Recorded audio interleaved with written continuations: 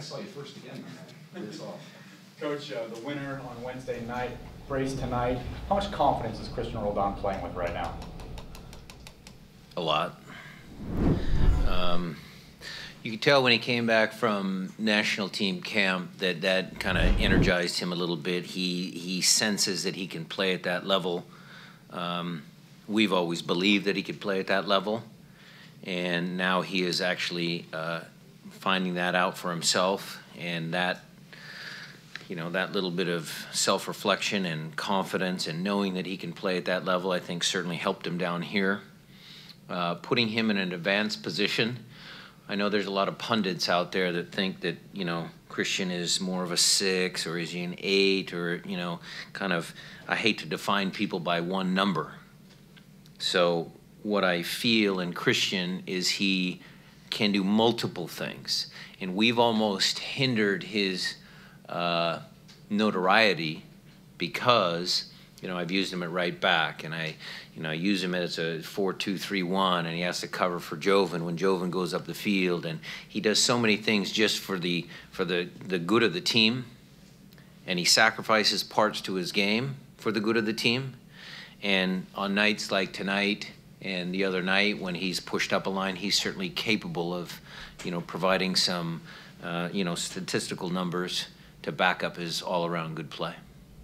Jeff. It's a good question. He's obviously been training at a high level with the U.S. national team over the last couple of weeks. How much do you think that has carried into this game, just being able to maybe slow things down on the field here compared to what he's been seeing up there? I think he trains well with us too, Jeff. Yeah. I'd like to say that Gonz... I mean, I'm talking about the international level of play. Yeah. Well, I'll answer the question this way. So today he played against Godoy. Anibal Godoy, who we all saw on TV, you know, has had a terrific career with Panama, and is a very, very high-level international player. And there were some learning moments for Christian in that first half, because I thought Godoy was good for them, as always. And Christian, as the game progressed, was able to think through, you know, outwork, get the better of Godoy in the second half. And so I think that is, you know, his taste of the international game by training with the national team and also playing against a guy like Godoy tonight. I think that helps him. I think that helps him a lot. Harvey? Coach, can you speak to, do you feel that there's a psychological boon to get into 8-7-6 and being on top of 500? Yeah. I think our crack PR staff has an interesting stat that this is the first time we've been above 500 since when? Mid-2015, do you consider totality of the record from last year and split it? But yes, I mean the game the other night, obviously we talked about their character and their you know, the ability to come back under adverse situations. A little similar storyline tonight, because in the first half I thought San Jose was very good. I mean, they outpossessed us. They had some good moments. I thought we were obviously dangerous on the counter, but in the first half they gave us some challenges, and we were able to overcome those challenges and come up, you know, with the goals we needed to win the game. So psychological advantage comes not only from our place in the standings, but also the way we're winning games. And, you know, winning always. I mean, winning always helps your confidence. Ryan? Coach, no Ozzy and no Christian as the two defensive midfielders. Gustav and Jordy step in, have a shutout at home. What do you make of their defensive efforts tonight? Gustav has been great all year. And I want to go on record that, you know, his goal the other night was a big part of, you know, helping us win. So there's another statistical thing you can check off. That was his first goal for the Sounders. And Jordy Delem has shown his versatility, you know, at right back. He played, you know, he played center back for Martinique in some of those games, center back at S2. Now he sits in the midfield and does a good job of breaking up plays. So I was very pleased with their performance tonight, both of them. Stretch. Kelvin Lerdam, the long throw. I don't know if we've seen that here. What can that bring to you? bring into the offense? Well, a long throw is always a funny one because some purists might say it's winning ugly, or you know, it's not the most attractive style of soccer, but it can be effective.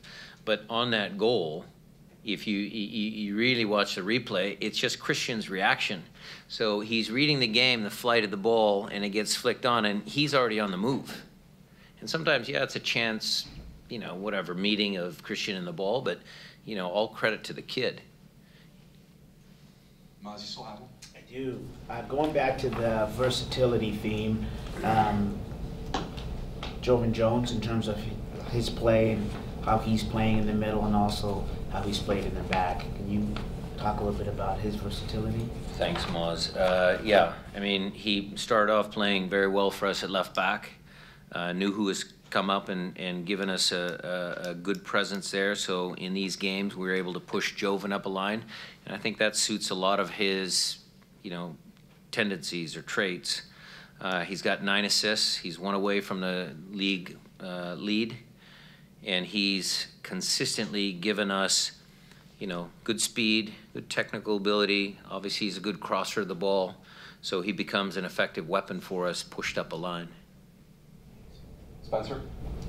Coach, I don't think that front four had really started together in those positions yet this season, but you had a couple of those guys pushed up in the second half on Wednesday. Did their performance on Wednesday affect your confidence in letting them start in those positions today?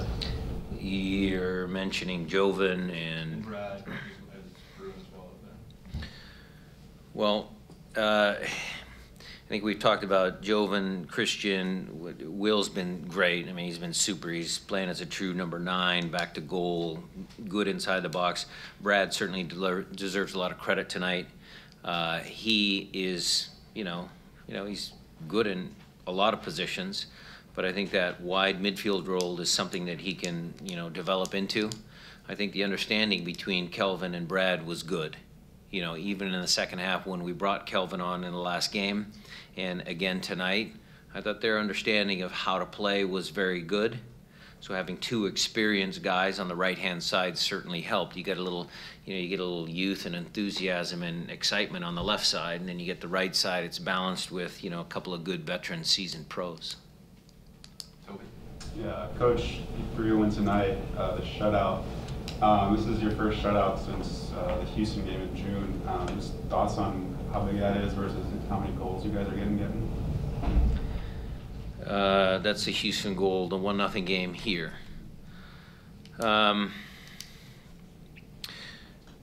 Well, if I can think back on the games where we've given up multiple goals, you know, like DC, New England, we were fortunate to maybe grab points in those games. I think early on in the season, you know, we were having so much possession in the opponent's half of the field, and then we get countered on. So that's been something that we've had to fight with and deal with all season. I think tonight Chad and Roman did a good job of, you know, holding a, you know, explosive team, hold them to, you know, not a lot of counterattacks.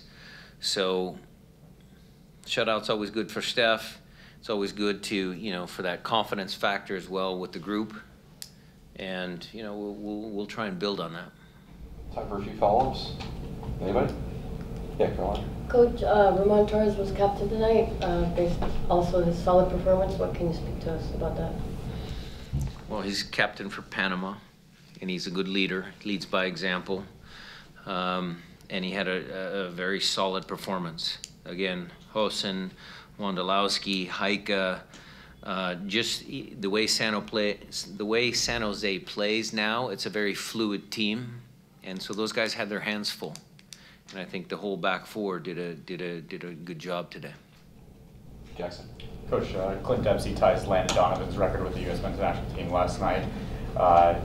Thoughts on that goal and the chance for him to break it on Wednesday in the final for the Gold Cup?